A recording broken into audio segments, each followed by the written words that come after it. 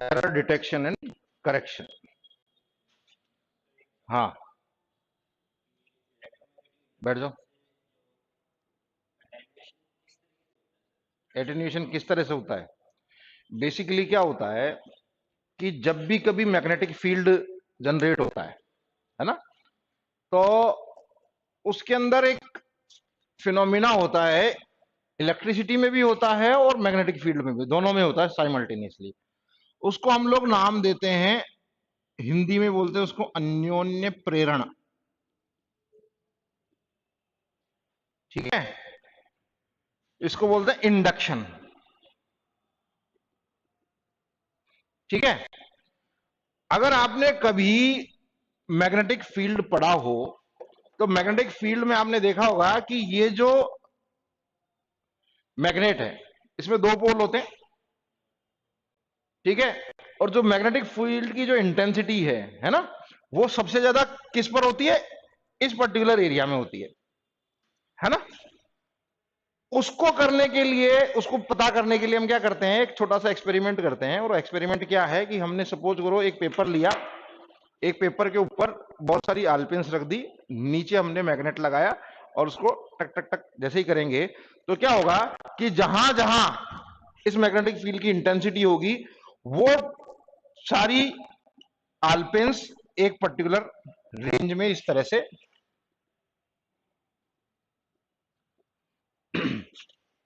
इसको बोलते हैं मैग्नेटिक लाइंस ऑफ फोर्सेस, है ना। चुंबकीय बल रेखाएं के नाम से हम उनको जानते हैं ना। तो कहने का मतलब क्या, जब भी ऐसा होगा तो ये क्या करता है, जैसे इलेक्ट्रिसिटी, अगर इलेक्ट्रिक फील्ड है तो मैग्नेटिक फील्ड जनरेट कर होगा, और मैग्नेटिक फील्ड होगा तो इलेक्ट्रिक फील्ड जनरेट होगा। अब उस वजह से क्या होता है कि जब भी कभी हम किसी इलेक्ट्रिक फील्ड के पास में मैग्नेटिक फील्ड को ले जाएं तो इंटरफेरेंस क्रिएट होगा, और ऐसा ही वाइस वर्सा होगा। समझ रहे हो, ये है, इसलिए इसको इलेक्ट्रोमैग्नेटिक इंटरफेरेंस कहते हैं। चलिए, हम बात कर रहे थे, इंटरेस्टिंग सा टॉपिक है, एरर डिटेक्शन एंड करेक्शन। कल हमने बात की थी ट्रांसमिशन इंपेयरमेंट्स की, है ना। ट्रांसमिशन में किस तरह से इंपेयरमेंट्स अकर होते हैं, जिसको हमने आपको नाम बताया था, तीन तरह के अकरेंसेज हैं। फर्स्ट वन को हमने कहा था एटीन्यूएशन, सेकंड वन को हमने कहा था डिले डिस्टॉर्शन,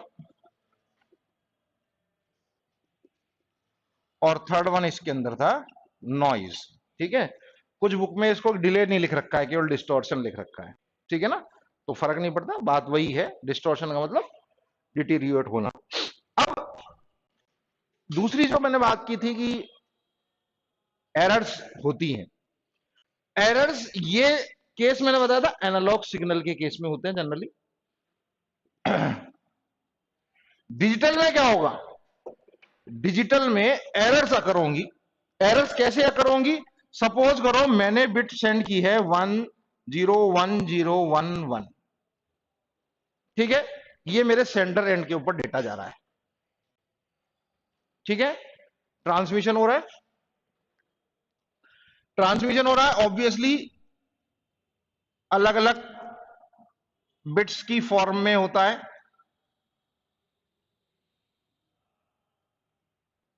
ठीक है, अलग अलग चंक्स में जा रहा है ना।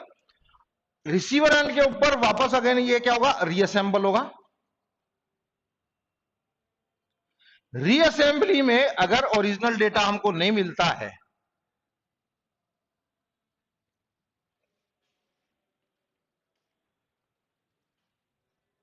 इसका मतलब एरर होगी। अब एरर का पता कैसे लगाएंगे? एरर को पता करने के हमारे पास जो सबसे पॉपुलर तरीका है वो है redundancy check.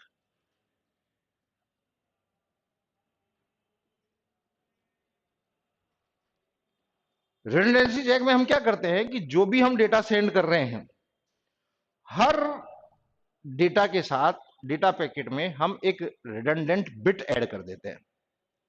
Redundant bit add करने का फायदा क्या है कि रिसीवर एंड पे हम डेटा रिसीव करेंगे तो हम अगेन रिडंडेंट बिट को चेक करेंगे कि रिडंडेंट बिट क्या आई है। समझ रहे हैं? वो रिडंडेंट बिट जो भी होगी उसके हिसाब से हम पता लगाएंगे कि हमारा जो डेटा हमको रिसीव हुआ उसमें कोई एरर है या नहीं। ये जो सेम चीज है, ये सेम चीज हम कई जगह करते हैं। कई जगह कैसे करते हैं कि डेली लाइफ में भी, फॉर एग्जांपल मान लीजिए आप, मैंने कल आपको भी एग्जांपल दिया था कि हम कोई भी ऑफिशियल नोटिफिकेशन अगर फाइल करते हैं तो हम उसकी रिसिप्ट लेते हैं। रिसिप्ट लेने के पीछे रीजन क्या है कि भाई ये आपको डॉक्यूमेंट मिल गया, ठीक है।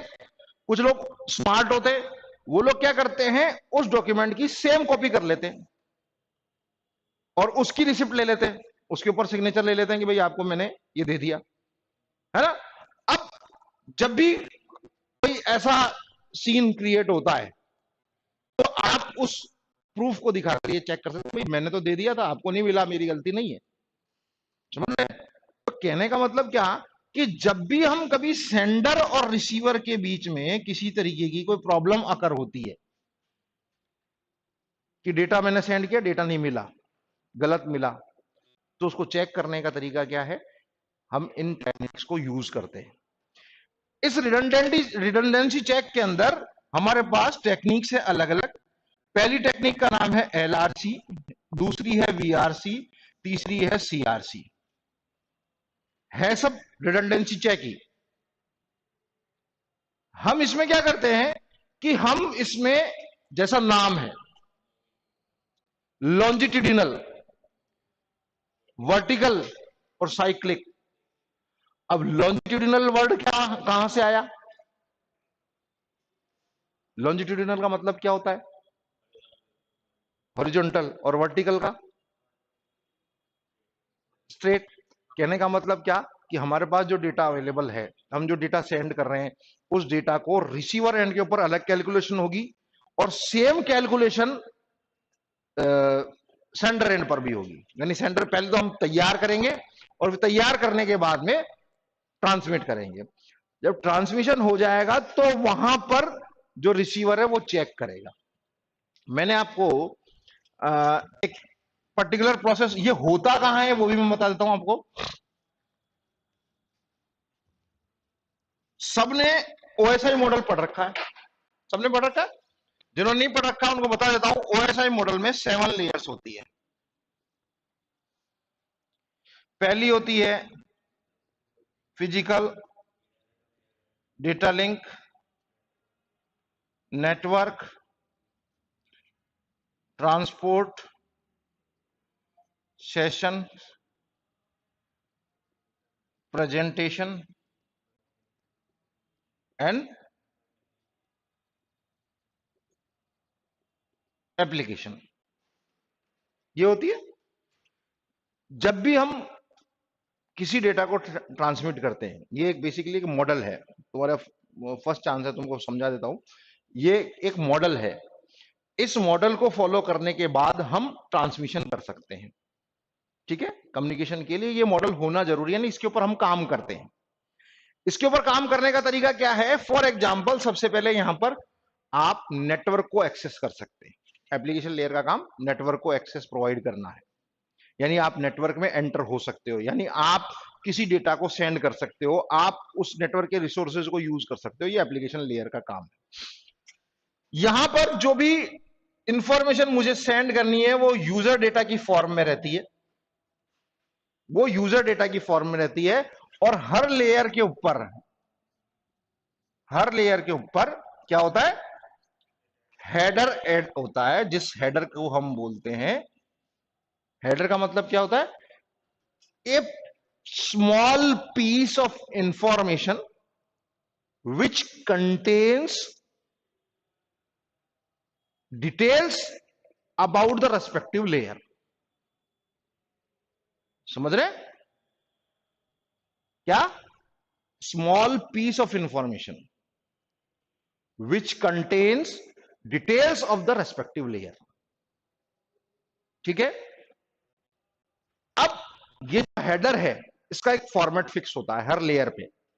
हम जब डिटेल में प्रोटोकॉल्स पर चलेंगे तो हर प्रोटोकॉल के अपने अपने हेडर फॉर्मेट्स होते हैं। कोई 32 बिट लॉन्ग होगा, कोई 16 बिट लॉन्ग होगा, किसी के अंदर अनलिमिटेड हेडर इंफॉर्मेशन होगी, कई किसी के अंदर। तो ये क्या करता है हेडर? बेसिकली है क्या? हेडर में हम क्या कर रहे हैं कि ये जो यूजर डेटा है,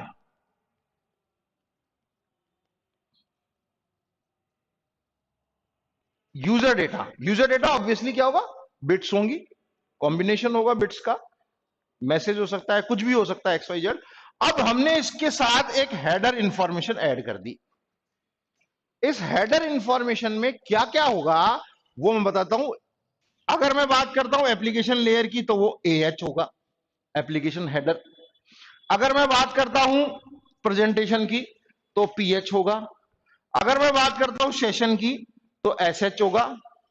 अगर मैं बात करता हूं नेटवर्क की तो NH होगा। अगर मैं बात करता हूं, सॉरी ट्रांसपोर्ट नहीं आया, ये ट्रांसपोर्ट है, ये NH है, ये डेटा लिंक है।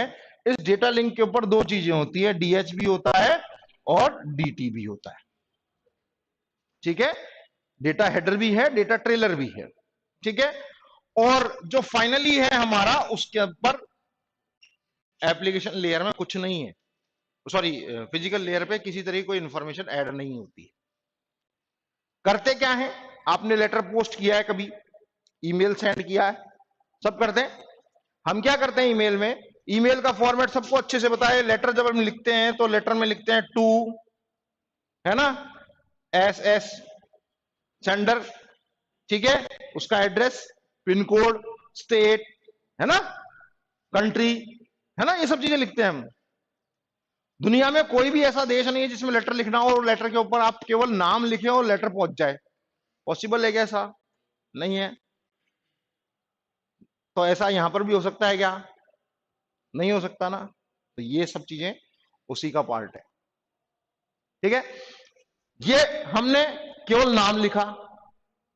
सेंडर का नाम लिखना भी जरूरी है क्या? लिखना जरूरी है, समझ रहे? तो इसीलिए ये जो यूजर डेटा होता है, इसके अंदर सोर्स एड्रेस और डेस्टिनेशन एड्रेस हेडर में होगा, समझ रहे? साथ साथ जितने भी लेयर्स हैं, उन सब लेयर के बारे में उनका जो काम वो कर रहा है। सपोज करो एप्लीकेशन लेयर है तो नेटवर्क को एक्सेस प्रोवाइड कर रहा है, सेशन है तो सेशन मैनेजमेंट कर रहा है, डायलॉग की डिलीवरी कर रहा है, ट्रांसपोर्ट है तो सिंक्रोनाइजेशन कर रहा है, यूजर डेटाग्राम बना रहा है, नेटवर्क है तो IP हेडर चेक कर रहा है। ये सारी इंफॉर्मेशन रेस्पेक्टिवली ऐड होती है उस पर्टिकुलर हेडर में। जो एप्लीकेशन हेडर के ऊपर, एप्लीकेशन हेडर पे जो यूजर डेटा जिसकी साइज सिंपली ये है जो हमने डिलीवर करना है, यहां तक आते आते उसकी साइज ये हो जाती है। ये तो आपका यूजर डेटा, यहां पे UD लिख रहा हूं, ठीक है। इसमें आपका DT भी आ गया, DH भी आ गया। हाँ, इधर एक ही बात हो तो इधर कर देते हैं इसको, ये तुम्हारे लिए, ये लो, ये DH आ गया, NH, TH, SH, PH और AH, ये सही हो जाती है। अब ये क्या होता है, ये सेंडर एंड का कहानी है। रिसीवर एंड पे जाएंगे तो जो जो है वो अपनी अपनी इंफॉर्मेशन चेक करता जाएगा और उसको रिमूव करता जाएगा, और ओरिजिनली अगेन रिसीवर एंड के ऊपर मेरे को यही साइज का यूजर डेटा मिलेगा। ठीक है, अब बात समझ लो, OSI मॉडल की दो ही लेयर्स पर एरर डिटेक्शन और करेक्शन का काम होता है। नोट कर लो कौन कौन सी है वो दोनों, data link layer and transport layer.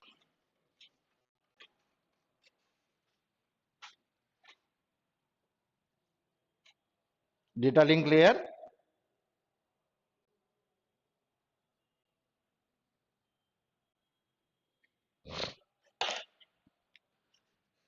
Data link layer,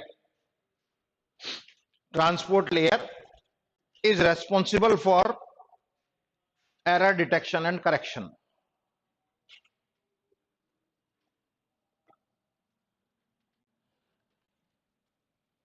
error detection and correction, data link layer and transport layer.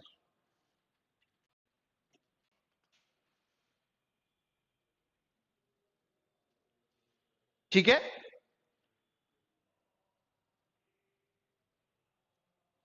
किसी भी नेटवर्क के लिए, किसी भी नेटवर्क के लिए आप नेटवर्क की क्वालिटी को कैसे चेक करते हैं जावेद? आपने कनेक्शन लिया मोबाइल का, आपने क्या सोचकर कनेक्शन लिया? बढ़िया नेटवर्क। बढ़िया नेटवर्क की डेफिनेशन क्या हो सकती है? स्पीड बढ़िया, दूसरा कॉल क्वालिटी, कॉल ड्रॉप तो नहीं होती है, बेसमेंट में जाता हूं तो नेटवर्क आता है नहीं आता, ये सब चीजें हम लोग चेक करते हैं। ये तो सिंपल सा कॉन्सेप्ट है। जब मैं नेटवर्क खुद डिजाइन कर रहा हूं, जब मैं खुद डिजाइन कर रहा हूं network as a network administrator, तो मुझे क्या क्या चीजें ध्यान रखनी चाहिए? मुझे यह ध्यान रखना चाहिए कि मैं जो केबल काम में ले रहा हूं उसकी सिग्नल स्ट्रेंथ क्या होगी, किस डिस्टेंस पे मुझे रिपीटर लगाना पड़ेगा, मैं कितने नोड इसके ऊपर डाल सकता हूं, कितने नोड इसके ऊपर अटैच कर सकता हूं, ये सारी चीजें मुझे मैनेज करनी पड़ेगी, है ना? तभी तो नेटवर्क एडमिनिस्ट्रेटर को पैसा मिलता है। अब साथ साथ उस नेटवर्क के साथ जो सबसे बड़ा ये कह सकते हैं क्वालिटी होनी चाहिए, वो ये है कि जो डेटा ट्रांसफर हो रहा है वो एक्यूरेट हो रहा है या नहीं हो रहा है। अब आप बोलेंगे कि साहब ये तो वर्चुअल है, हम इसको चेक थोड़ी कर सकते हैं। अरे भाई, जब हम सॉफ्टवेयर टेस्टिंग करते हैं, सॉफ्टवेयर टेस्टिंग करते हैं ना, सॉफ्टवेयर टेस्टिंग के लिए क्या क्या चीजें चाहिए होती है? फॉर एग्जाम्पल, एक छोटा सा सॉफ्टवेयर मैंने बनाया, मुझे एक बिल जनरेट करना है, मुझे एक बिल जनरेट करना है। बिल के अंदर क्या होगा? जिसने सामान खरीदा उसका नाम होगा, मेरी फर्म का नाम होगा, अमाउंट होगा, क्वांटिटी होगी, टोटल होगा, और कोई टैक्स डिडक्शन वगैरह हो रहा है तो वो होगा। आप सब लोगों ने देखा होगा इनवॉइसेस की, इस तरीके के इनवॉइसेस होते हैं, ऊपर नाम होता है ना, ये सब चीजें होती है, डॉक्यूमेंट फॉर्मेट होता है, सब लोग बिल लेते हैं, परचेज करते हैं ना। तो हम जब बनाते हैं एज ए कोडर, अगर मैं बात करूं, तो मैं जब सॉफ्टवेयर बना रहा हूं तो मुझे ये पता होना चाहिए कि जो कस्टमर है, कस्टमर का मतलब मेरा क्लाइंट, जो फर्म है जिसके लिए मैं सॉफ्टवेयर डिजाइन कर रहा हूं, उसकी जो इनवॉइस है उसकी साइज क्या है। समझ रहे हो? कोई आधे पन्ने के ऊपर बिल दे रहा है, कोई A4 साइज पर दे रहा है। अब A4 साइज में भी उसने कॉलम बना रखे हैं, यहां पर लिखा हुआ है, इधर तो लिखा हुआ सीरियल नंबर, इधर पर्टिकुलर लिखा हुआ है, इधर अलग अलग है। अब जब मैं प्रिंट कर रहा हूं, ऑब्वियसली सॉफ्टवेयर से प्रिंट करूंगा, तो मुझे ये देखना है कि यार सीरियल नंबर की जगह सीरियल नंबर आ रहा है या नहीं आ रहा। पर्टिकुलर लिख रहा हूं तो पर्टिकुलर यहां प्रिंट हो रहा है नहीं हो रहा है, यहां पर जो अमाउंट आ रहा है वो टोटल कैलकुलेट होके आ रहा है नहीं आ रहा है। हम ये सब चीजें चेक करते हैं ना। तो ये सब चीजें हम जब चेक करते हैं, तो हम जब नेटवर्क एस्टेब्लिश करते हैं तो वहां पे भी हमको ये चेक करना पड़ेगा कि हम जो डेटा ट्रांसफर कर रहे हैं वो एक्यूरेट जा रहा है या नहीं जा रहा, ऑब्वियसली। अच्छा, अब बात करते हैं कि ये जो एक्यूरेसी के लिए हमने प्रोसेस अडॉप्ट किया, जिसको हमने नाम दिया एरर डिटेक्शन, इसमें हम तीन तरीके की एरर्स, सॉरी दो तरीके की एरर्स को हम इंक्लूड करते हैं। तो नेक्स्ट टॉपिक लिख दीजिए, टाइप्स ऑफ एरर्स।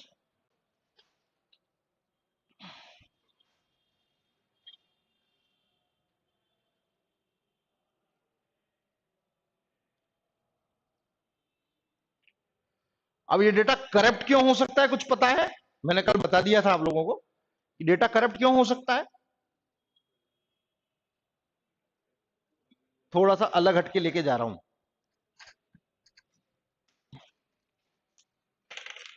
कहीं पर भी एक्सीडेंट कब होता है? खाली अगर रोड नहीं होगी तो एक्सीडेंट होगा, या गाड़ी को हम सही ढंग से नहीं चला रहे हैं तो एक्सीडेंट होगा। सिंपल सा प्रोसेस यहां पर भी है। एक अलग नाम दे रहा हूं आप लोगों की जानकारी के लिए, आप लोगों ने सुना होगा नाम उसका,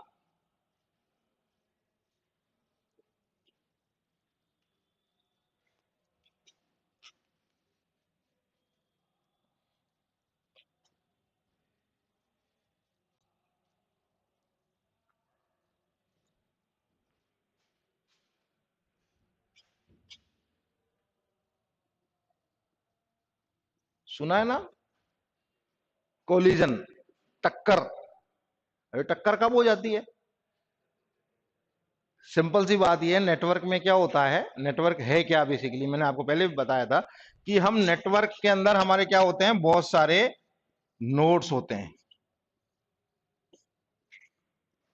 ये कॉमन चैनल है, इस कॉमन चैनल के ऊपर अलग अलग, एग्जाम्पल के लिए मैंने 6 नोड बनाए हैं, ऐसे बहुत सारे होंगे। अभी हमारी क्लास में हम जैसे मान लीजिए 50-60 लोग बैठे हैं, 50-60 लोग अगर मुझसे क्वेरी करने लग जाएं, 50-60 लोग एक साथ क्वेरी करेंगे, तो मेरे तक कितनी की इंफॉर्मेशन आ सकती है? अगर नहीं आएगी तो सिंपल सा तरीका, हमने क्या एक एग्रीड अपॉन सिचुएशन बना रखी है कि जिसको क्वेश्चन पूछना है वो हाथ ऊपर खड़ा करेगा, है ना, यही बना रखी है। अब वो जो हाथ ऊपर खड़ा करेगा तो मेरा तुरंत उधर नजर आ जाएगी और मैं उससे पूछूंगा, हाँ भैया बता क्या प्रॉब्लम है, वो अपनी प्रॉब्लम बताएगा। सपोज करो खुदा ना खास्ता 2 लोगों ने एक साथ हाथ खड़ा कर दिया, तो प्रायोरिटी मुझे फिक्स करनी है कि मुझे पहले किसको आंसर देना है। समझ रहे? कॉन्सेप्ट समझ में आ रहा है ना? तो ये क्या है, मैं क्या हूं, एक कॉमन चैनल, मैं क्या हूं, एक कॉमन चैनल, और आप सब क्या हो, नोड्स हो। मल्टीपल नोड्स के बीच में एक कॉमन चैनल को शेयर किया जा रहा है, ठीक है। उस कॉमन चैनल को किस तरह से हम शेयर कर सकते हैं, उसके लिए ये घटना घटित हो जाती है जिसको बोलते हैं कॉलिजन। उस कॉलिजन की वजह से 2 लोगों ने एक साथ हाथ खड़ा किया, दोनों ने एक साथ क्वेश्चन पुटअप कर दिया, तो दोनों का क्वेश्चन मेरे को समझ में नहीं आया। समझ रहे? दोनों ने डेटा सेंड कर दिया, फॉर एग्जाम्पल दोनों ने डेटा सेंड कर दिया, डेटा रिसीवर तक नहीं पहुंचा और क्लैश हो गया। अब इसको सॉल्व करने के लिए हमारे पास बहुत सारे तरीके हैं, मैं आपको साथ साथ बताता चल रहा हूं। मैंने आपको नाम दिया कि ये जो एरर डिटेक्शन करेक्शन होता है वो डेटा लिंक लेयर पर और ट्रांसपोर्ट लेयर पर होता है। डेटा लिंक लेयर को एक ऑर्गेनाइजेशन है जिसका नाम है IEEE। IEEE नाम सुना है आपने? हाँ, ठीक है, फुल फॉर्म आप खुद बताएंगे मुझे, ठीक है। इस IEEE ने क्या किया, ये जो OSI मॉडल था उसकी डेटा लिंक लेयर को 2 सब लेयर्स में डिवाइड कर दिया, 2 सब लेयर में डिवाइड कर दिया। डेटा लिंक लेयर को 2 सब लेयर में डिवाइड कर दिया। एक कहलाती है MAC sub layer,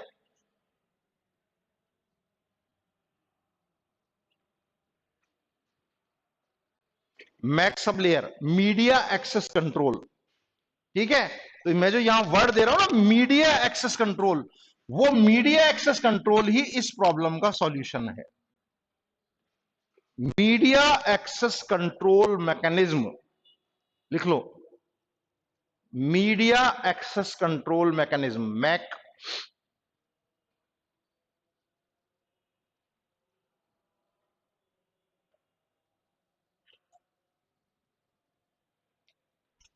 MAC sub layer और LLC, एक का नाम है मैक, दूसरी का नाम है LLC। LLC का मतलब लॉजिकल लिंक कंट्रोल, उसका नाम है मीडिया एक्सेस कंट्रोल, इसका नाम है LLC। ये दोनों क्या है, डेटा लिंक लेयर की सब लेयर्स है। किसने बनाया? IEEE ने। IEEE ने इसको एक नाम दिया है प्रोजेक्ट का, उस प्रोजेक्ट का नाम है प्रोजेक्ट 802, ठीक है। IEEE ने एक प्रोजेक्ट दिया है, प्रोजेक्ट का नाम है 802। 802 में उन्होंने जो OSI लेयर की डेटा लिंक लेयर है उसको 2 पार्ट में डिवाइड कर दिया, पहली मैक सब लेयर, दूसरी लॉजिकल लिंक कंट्रोल, ठीक है। मैक सब लेयर का रेस्पॉन्सिबिलिटी ये है कि इट चेक्स एरर्स, वो एरर चेक करती है। कहां चेक करती है? जो भी डेटा ट्रांसफर हो रहा है उसमें एरर चेक करती है, ठीक है। एरर चेक करने के लिए कौन से तरीके आएंगे? LRC, VRC, CRC।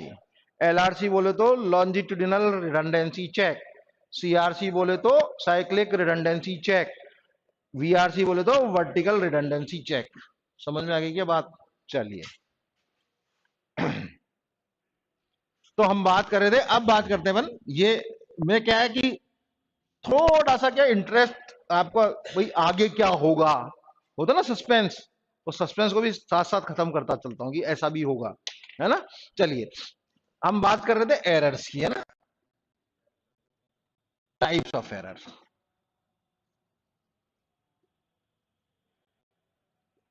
दो तरीके की है, सिंगल बिट और burst error. When only one bit is corrupted. मेरे से पूछो, मेरे से पूछो, कोई दिक्कत नहीं है, है ना। जितना पूछोगे उतना ज्यादा फायदा तुम्हारा होगा। एक चीज गांठ बांध लेना, सभी लोगों को बोल रहा हूं जो ऑनलाइन जुड़े हुए उनके लिए भी, जिसको जो भी पूछना है तुरंत मैसेज करो, व्हाट्सएप करो, कॉल करो, ठीक है। यहां पर क्लास में जितनी आपकी क्वेरीज है सब फायर करो। क्या समझ नहीं आ रहा पूछो, एक बार नहीं पूछो, बार बार पूछो, क्योंकि हम चाह रहे हैं श्योर शॉट सिलेक्शन। हमको यह चाहिए कि आपका सिलेक्शन होना जरूरी है। आप हमसे पूछोगे, हम आपको आंसर देंगे, ठीक है। यहां पर दो तरीके की एरर हो रही है। पहली एरर है सिंगल बिट, दूसरी है बर्स्ट एरर। बिट का फुल फॉर्म सब लोगों को याद होना चाहिए।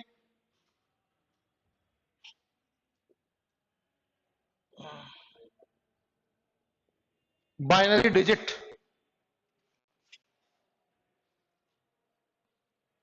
ठीक है। अब ये वर्ड आया बस्ट, बस्ट का मतलब है group of bits.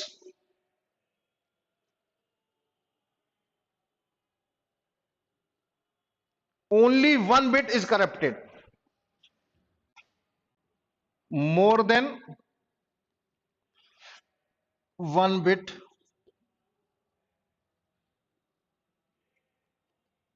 is corrupted, more than one bit is corrected। Error detection correction कहां पर अप्लाई होता है? Either on data link layer और ट्रांसपोर्ट लेयर, ठीक है।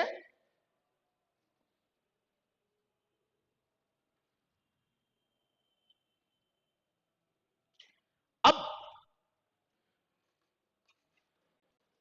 कितनी देर लग सकती है एरर को होने में?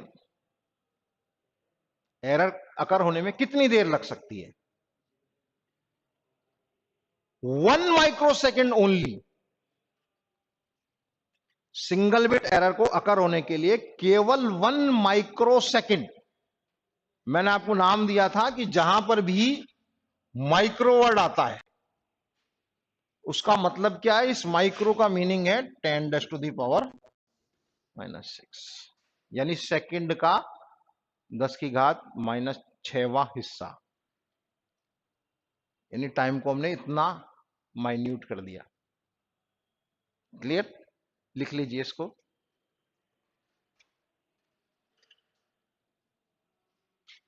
सिंगल बिट एरर्स के नाम पे भी लिख लीजिए। Single bit errors are the least likely type of errors, यानी सबसे कम होती है, बहुत कम होती है, चांसेस कम है ना, इसलिए single bit error are the least likely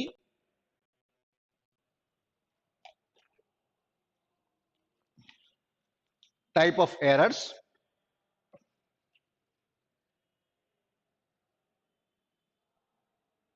क्यों होता है ऐसा? बिकॉज, क्यों कम होती है? बिकॉज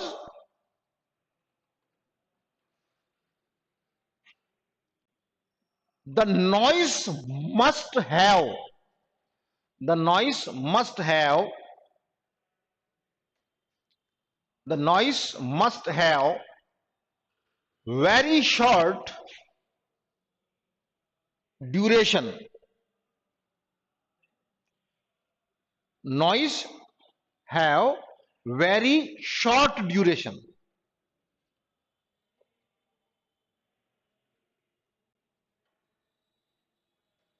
ठीक है. दो तरीके के ट्रांसमिशन होते हैं, आप जानते हैं. एक ट्रांसमिशन कहलाता है सीरियल, सीरियल ट्रांसमिशन, और एक होता है parallel.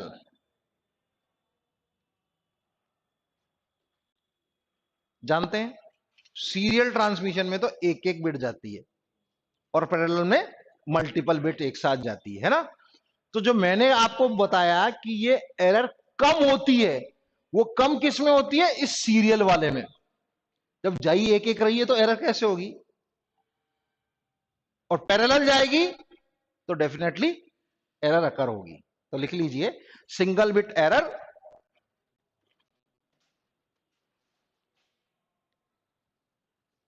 Can happen in parallel transmission.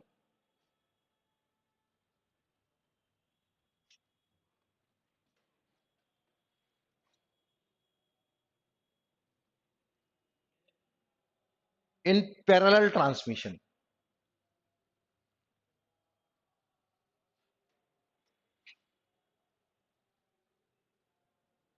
ठीक है, ये भी लिख लीजिए. मैंने लिखा था ना 1 माइक्रो सेकेंड चाहिए होता है for single bit error to occur.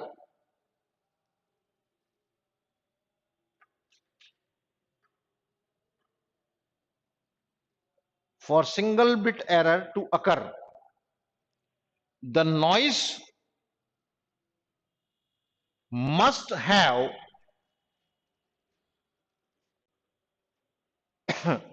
the noise must have a duration of only 1 microsecond.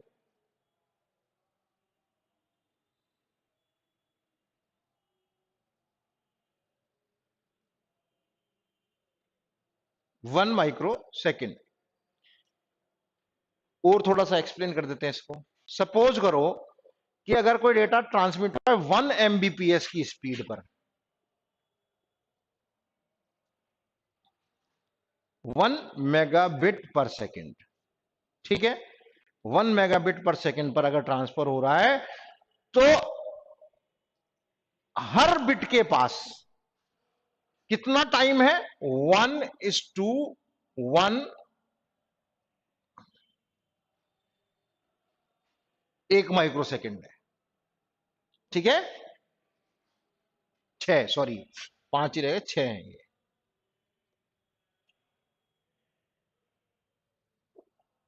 ये 1/1,00,000वां हिस्सा. तो 1 माइक्रो सेकेंड होगा ना एक के पास, अगर 1 MBPS स्पीड है तो 1 सेकेंड में अगर हम 1 मेगाबिट ट्रांसफर कर सकते हैं, ठीक है, तो एक यानी एरर होने के चांसेस क्या होंगे? 1 माइक्रो सेकेंड. भाई इतना ही तो टाइम रहे बचेगा उसके पास कि फॉर एग्जांपल मान लीजिए एटीन्यूएशन हुआ या कोलिजन हुआ तो उसके पास वो बिट एक एक जा रही है ना, एक एक जा रही है, तो इतनी देर में एक चली गई, दूसरी चली गई, तीसरी चली गई. अब वो जाने में जितना टाइम लग रहा है वो 1,00,000वां हिस्सा है, तो 1,00,000वें हिस्से में जितनी जाएगी उतना ही टाइम रहेगा बस, तभी एरर होगी, अदरवाइज नहीं होगी single bit error. Then comes burst error.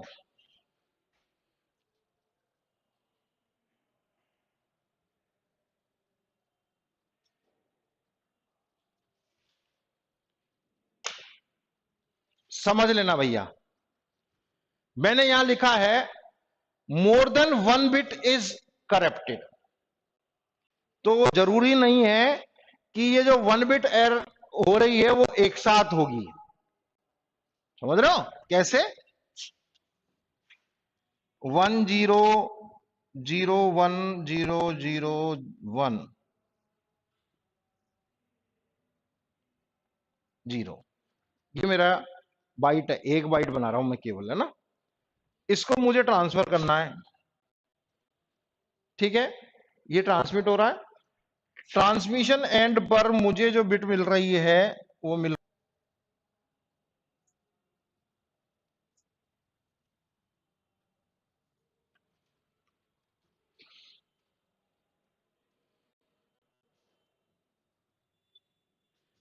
जरूरी नहीं है कि दो लगातार बिट चेंज हो,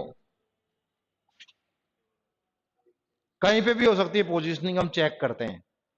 ठीक है, उसके लिए हमारे पास जो मेथड है उसका नाम है फ्रेम चेक, ओ सॉरी, चेक सम। ठीक है, clear.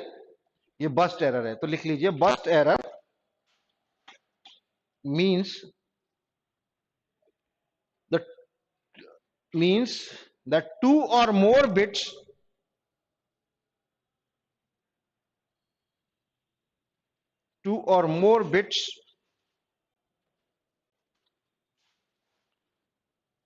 in the data unit in the data unit two or more bits in the data unit have changed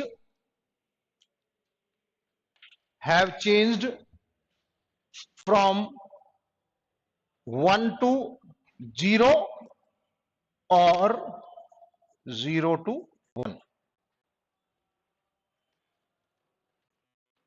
binary data में यही खास बात है कि वो दो ही चीज चेंज करनी है। अगर मान लो यही चीज डेसिमल डेटा को हम ट्रांसफर करते तो क्या होता, हम कंफ्यूजन में ही रहते ना कि कहां क्या चेंज हुआ है।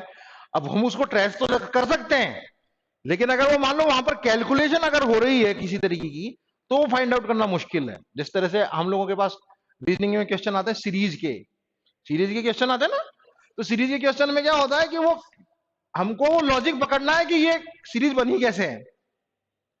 तो यहां पर तो सिंपल सा प्रोसेस है कि आप देखते ही पता लगा सकते हो कि कहां पर 0 है कहां पर 1 है। कि मैंने, आप लोगों ने देखा होगा कोडिंग डिकोडिंग के क्वेश्चंस आते हैं कई सारे, कि अगर इसको, अभी जो हमने संडे को टेस्ट लिया था उसमें भी एक क्वेश्चन था, प्लेस को इस तरह से लिखा जाता है ना, है ना, तो इसको क्या लिखा जाएगा, इस तरीके के क्वेश्चन आते हैं। तो कहने का मतलब क्या कि ये जो बस्ट एरर है, बस्ट एरर के अंदर हम ये फाइंड आउट करते हैं कि किस पोजीशन पर कौन सी बिट चेंज हो रही है। एक से ज्यादा है तो थोड़ी सी ये कह सकते हैं कि कॉम्प्लिकेशन ज्यादा है कैलकुलेट करने में। चलिए आगे लिखिए number 2, the burst error does not necessarily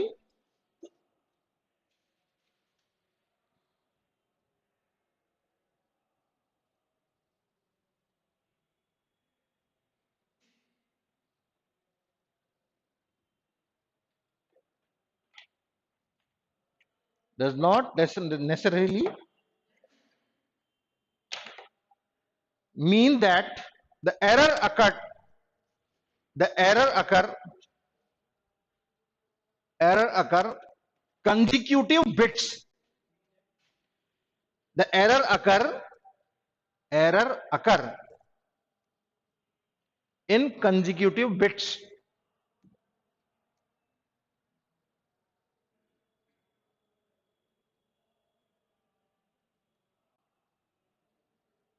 ठीक है, clear. It only happen in, only मत लिखो, लाइकली लिख लो ज्यादा ठीक है। इट लाइकली टू हैपन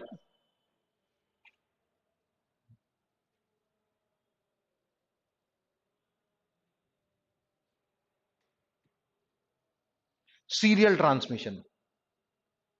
वो किसमें होती है, पैरेलल में, ये होती है सीरियल में।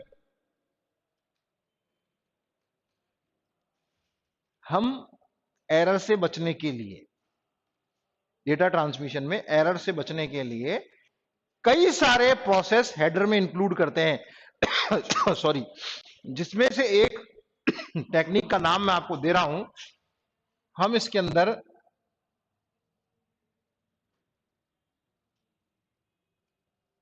सिंक्रोनाइजेशन यूज करते हैं। एक फ्लैग होता है हेडर में जिसका नाम होता है SYN। ठीक है, ये सिंक्रोनाइजेशन के लिए यूज किया जाता है। ये अगर 0 है इसका मतलब सिंक्रोनाइजेशन ऑन है, अगर ये 1 है सॉरी, अगर ये 1 है इसका मतलब सिंक्रोनाइजेशन ऑन है, अगर 0 है इसका मतलब सिंक्रोनाइजेशन ऑफ है। समझ रहे?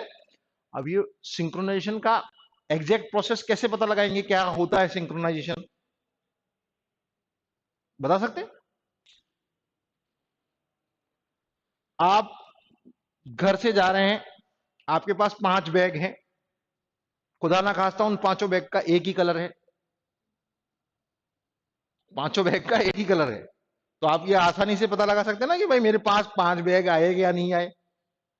ठीक है, अब आपने क्या किया कि आप खुद नहीं जा रहे हैं, आपने 5 बैग किसी कुरियर कंपनी के साथ भेज दिए। ठीक है, और वो पांचों बैग अलग अलग कलर के, इस बार पांचों बैग अलग अलग कलर के हैं, रिसीवर एक ही है, कैसे पता लगाएंगे?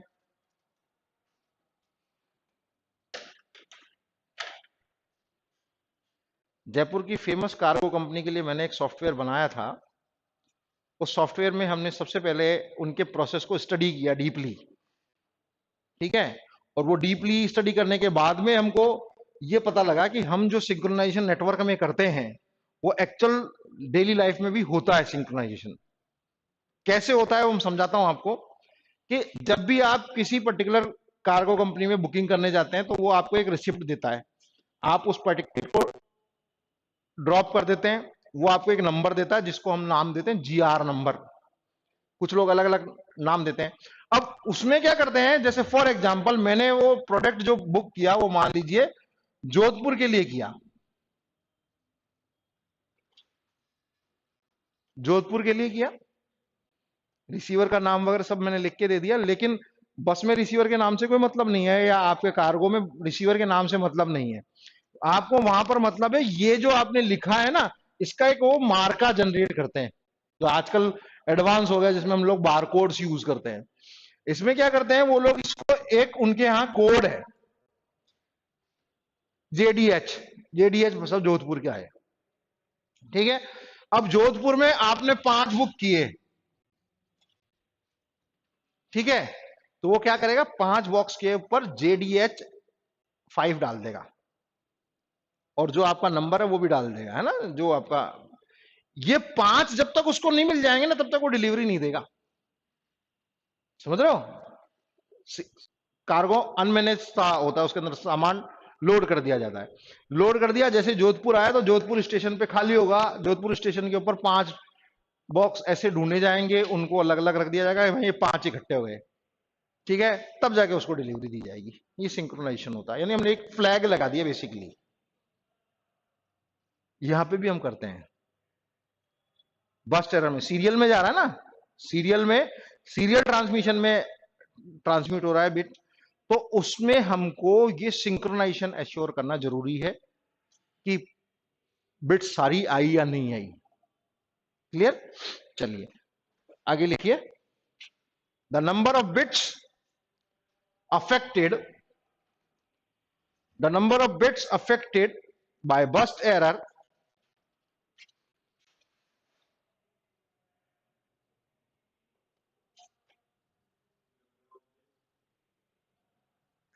affected by burst error depends on the data rate,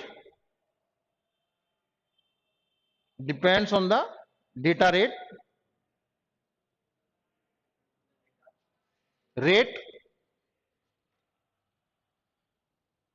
and duration of noise, and duration of noise। यहां तक किसी को कोई कंफ्यूजन हो तो पूछ लीजिए, नहीं है कंफ्यूजन? समझ आ गई कहानी? अब अपन एक छोटा सा एग्जांपल ले लेते हैं रिडंडेंसी चेक का, कैसे करते हैं, है ना। अभी मैं इस पर नहीं जा रहा हूं कि एलआरसी कौन सा होगा, वीआरसी कौन सा होगा, सीआरसी कौन सा होगा, है ना। मैं केवल आपको रिडंडेंसी चेक का तरीका बताता हूं कैसे होता है।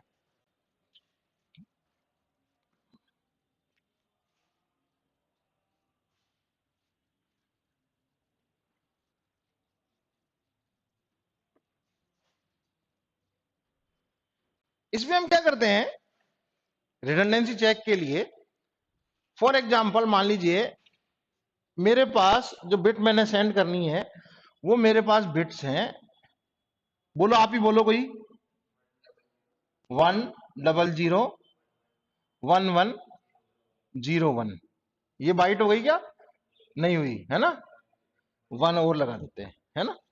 ये मेरा एक मुझे बिट सेंड करनी है, ठीक है, बाइट, सॉरी अब मैं इसको बाइट बोल रहा हूं, है ना। यहां पर मुझे जो रिडंडेंट बिट है वो ऐड करनी है, ठीक है। ये रिडंडेंट बिट ऐड करने का तरीका क्या है? दो तरीके की, इसको हम बोलते हैं पैरिटी चेक। क्या बोलते हैं? Parity check.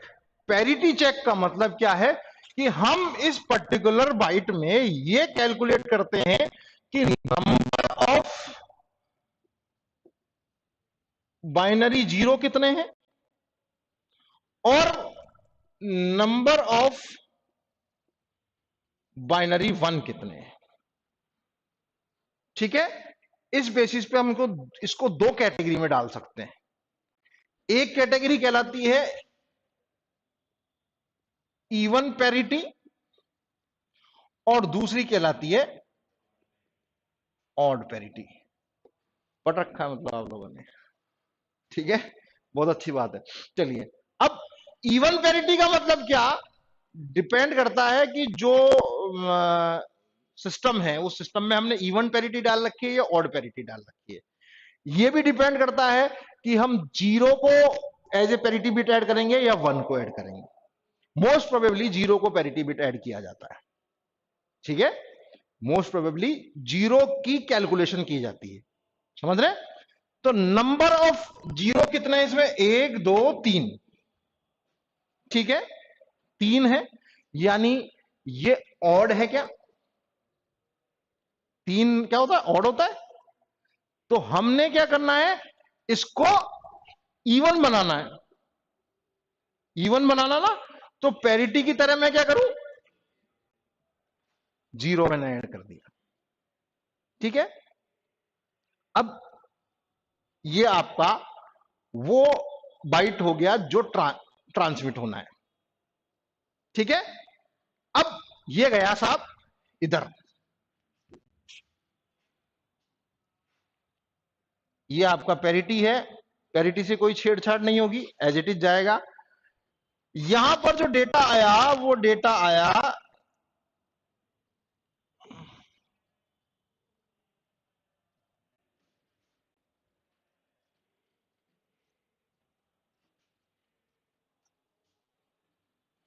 रिसीवर एंड पर, ये डेटा आ गया।